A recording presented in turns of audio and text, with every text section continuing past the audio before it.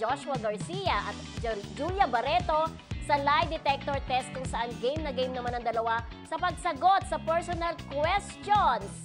Yan, ilan sa mga nakakaintrigang tanong nga rito ay kung nagustuhan ba ng fam ni Julia si Joshua, kung in-stalk ba ng aktor ang actress after nila mag-break, at kung may regret ba si Joshua sa naging relasyon nila. Talbo! Sabi niya wala siyang, oo naman, yung sagot ni Julia sa kanya, kung nagustuhan ba ako ng family mo, oo naman. Nakita naman natin how supportive si Marjorie before din, di ba? Sa kanilang dalawa. Saka alam naman din natin, ina-acknowledge din ni Marjorie din yung help ni Joshua sa career ni Julia na medyo nag-start kasi si Julia sa love team na iba. Like, pinair siya kay Enrique Hill. So, parang medyo matagal ang panahon bago natagpuan talaga yung right match sa kanya. Na in fairness talaga naman kay Joshua, naging lucky charm din siya ni Julia kasi nag-click talaga ang Josh Lia, pati yung movies. Yung movie. Love to the Stars and ano. Tsaka yung may Vincent James, parang gano'n. Vincent, Kat, and James. Naalala ko. Vincent, Kat, and James. Yun ang addition ng MMFF na halos yata mga independent, hindi mainstream, no? At nag-click doon, nag-number 1 ang Vince, Kat, and James. Sino yung Vince doon? Si Ronnie Alonte ba? Kasi niya. Ay, ganito.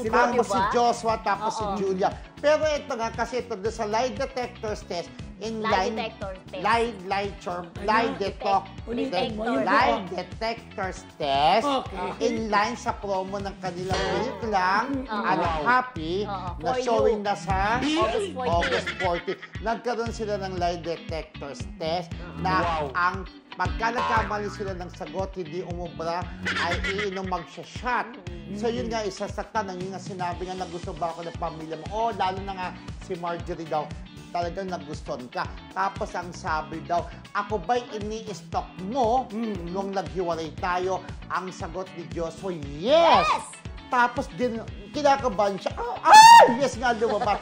Yes, ibig sabihin, sabi, you're not lying. Sabi ni Julia, di ba? Kasi sa sosyalan si Julia, you're not lying. Sabi, ini-stalk kita. Kasi during pandemic, na lumalabas online, lumalabas ka sa feed ko eh. Sabi niya, parang kumusta na kaya si Julia nitong pandemic? Sabi niya, gano'n. Pero may tanong naman doon na...